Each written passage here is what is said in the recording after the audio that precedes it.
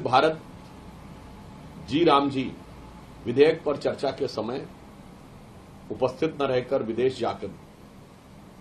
अपनी मासिक विदेश यात्रा, अक्सर लोग होता है ना महीने डेढ़ महीने में एक बार विदेश यात्रा अवश्य होती है, जैसे हर महीने में सूर्य एक बार राशि बदलता है वैसे राहुल गांधी जी एक बार विदेश से घुमाकर आ जाते हैं। आने के बाद एज यूजुअल यानी रूटीन वर्क है कि विदेश जाना और आने के बाद प्रहार करना नीति के ऊपर। बहुत स्पष्ट रूप से हम बताना चाहते हैं कांग्रेस पार्टी के द्वारा जो ये प्रायोजित भ्रम का प्रचार किया जाता वो पूर्णतः निराधार है।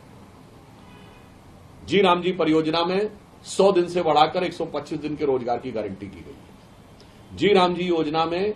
उसको 4 चीजों से जोड़ा गया है, यानी एक जल संचयन,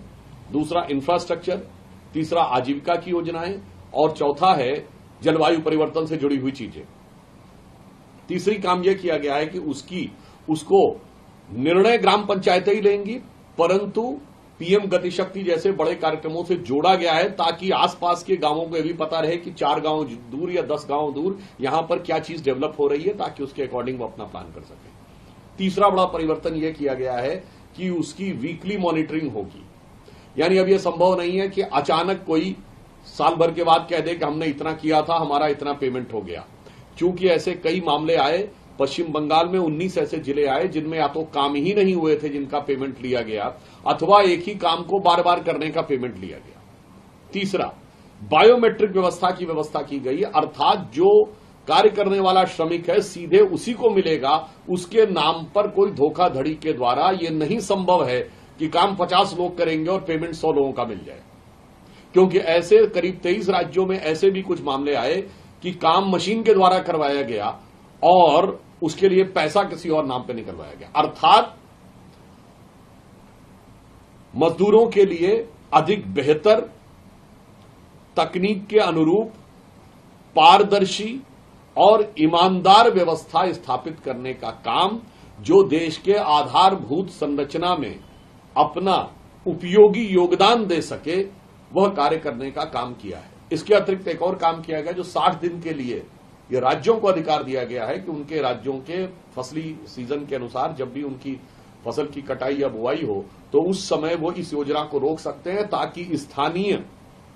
गांवों में ही उन श्रमिकों को बगैर बाहर गए हुए रोजगार अवसर मिल सके, यानी 125 + 60 दिन। और यहां पर एक और बात भी बताना चाहता हूं, इसका अधिकांश लाभ छोटे और मझोले किसानों को मिलेगा जो 86% हैं इस देश में, क्योंकि वो गांव के बाहर से या किसी दूसरे जिले से या दूसरी जगह से लाकर अपने खेत में श्रमिक उपलब्ध नहीं करा सकते। गांव से उपलब्ध श्रमिक ये दोनों के लिए, छोटे किसानों और गांव के श्रमिकों दोनों के लिए लाभकारी है। परंतु यहां पर यह समस्या है